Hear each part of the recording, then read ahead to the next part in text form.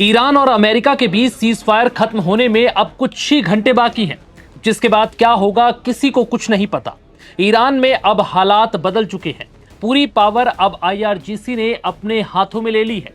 यानी अब हर बड़े फैसले ईरान की सरकार नहीं बल्कि वहां की सेना IRGC लेगी। जिसके बाद से सवाल उठ रहे हैं कि क्या सीजफायर खत्म होने से ठीक पहले इस्लामाबाद में होने वाली एक और शांति वार्ता सफल हो पाएगी?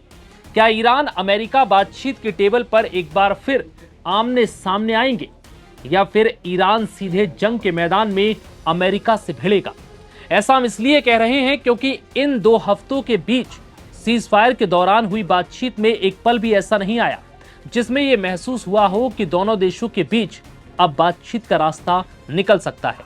इसलिए अब अमेरिका और ईरान में एक बार फिर भयंकर जंग के आसार नजर आ रहे हैं। अमेरिकी राष्ट्रपति डोनाल्ड ट्रंप पहले ही साफ कर चुके हैं कि अगर ईरान ने इस बार अमेरिका से डील नहीं की और उसकी शर्तें नहीं मानी तो अंजाम उम्मीद से भी ज्यादा घातक होगा।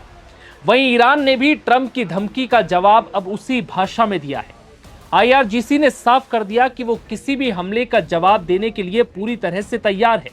IRGC की स्थापना की वर्षगांठ पर ईरानी सेना के खत्म अल अनबिया केंद्रीय मुख्यालय के commander major general Ali Abdullahi ने कहा है कि ईरान की बहादुर जनता को IRGC और देश की रक्षा करने वाली अन्य सेनाओं की शक्ति, तैयारियों और व्यापक रणनीतिक क्षमताओं पर गर्व है। इन बलों ने मिसाइल और ड्रोन हमलों के जरिए इजराइल और अमेरिका को दबाव में ला दिया, जिससे वो थकान और मजबूरी की हालत में युद्ध विराम की मांग करने को मजबूर हो गए। अली अब्दुल्लाही ने कहा कि ईरान की जनता ने सभी चौक और सड़कों पर बड़े पैमाने पर जोश के साथ मौजूदगी दिखाकर ये साबित कर दिया कि वो सशस्त्र बलों के प्रति अपना समर्थन बनाए हुए है। उन्होंने कहा कि दुश्मन की किसी भी धमकी या कार्रवाई का निर्णायक, प्रभावी और तुरंत जवाब देने के लिए पूरी तरह तैयार है। अगर अमेरिका ने सीजफायर उल्लंघन किया तो उसका अंजाम उसे भुगतना होगा।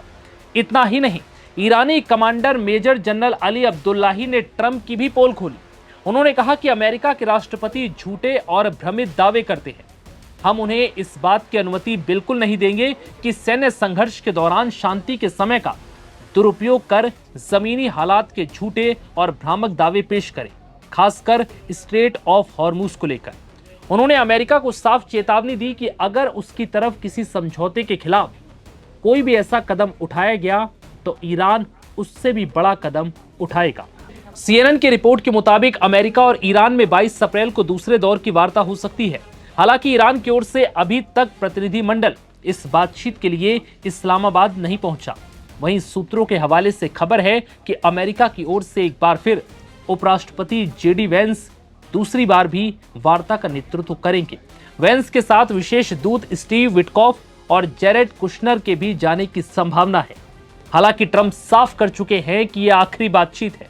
इसके बाद कोई बातचीत नहीं होगी और ना ही सीजफायर आगे बढ़ेगा। ईरान ने अगर अमेरिका के साथ डील नहीं की तो अमेरिका ईरान में भारी बमबारी करेगा। ट्रंप के तेवर के बाद से ही ईरान और अमेरिका में बातचीत को लेकर सस्पेंस बना हुआ है।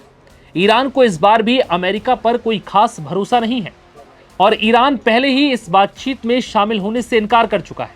ऐसे में अब देखना होगा कि क्या ईरान एक बार फिर बातचीत की टेबल पर आएगा और क्या ईरान अमेरिका के बीच कोई डील हो पाएगी या फिर दुनिया एक बार फिर भीषण युद्ध देखेगी।